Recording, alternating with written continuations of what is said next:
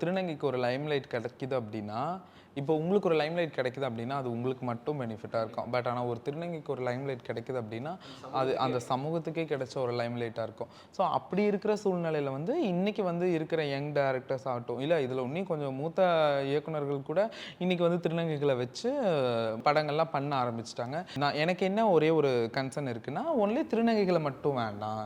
LGBT சமூக மக்கள் எல்லாத்தையும் சேர்த்தியே நீங்க வந்து அவங்களுடைய ஃபீலிங்ஸையும் சேர்த்து போஸ்ட் பண்ணனா இன்னும் கொஞ்சம் பெட்டரா இருக்கும் அப்படின்றது என்னோட ஒப்பீனியன். இதுக்கிடையில வந்து இன்னொரு ரெக்வஸ்ட் என்ன அப்படின்னா, திருநங்கைகளை கேஸ்ட் பண்ணுங்க. ஒருவேளை ஒரு திருநங்கை ஒரு ரோல் இருக்கு அப்படின்னா, ஒரு திருநங்கையவே நீங்க கேஸ்ட் பண்ணுங்க. அது வந்து கொஞ்சம் நல்லா இருக்கும். அதை விட்டுட்டு ஒரு ஒரு பையனுக்கு வந்து லேடி கெட்டப் போட்டு அவனை திருநங்கையா காமிக்கிறது அது நாட் பேட். அது சினிமாவுக்கு அழகும் இல்லை. ஏன்னா நீங்க என்னுடைய ரோலை நீங்க பறிச்சு இப்ப நான் ஒரு ஒரு படத்துக்கு வந்து எனக்கு அது ஆப்பர்ச்சுனிட்டி வருமோ வரலையோ, பட் வர வேண்டிய ஆப்பர்ச்சுனிட்டியை ஒரு பையன் வந்து திருநங்கை கெட்டப் போட்டு என் வாய்ப்பை அதை பறிச்சுக்கிற மாதிரி இருக்கும் இல்லையா?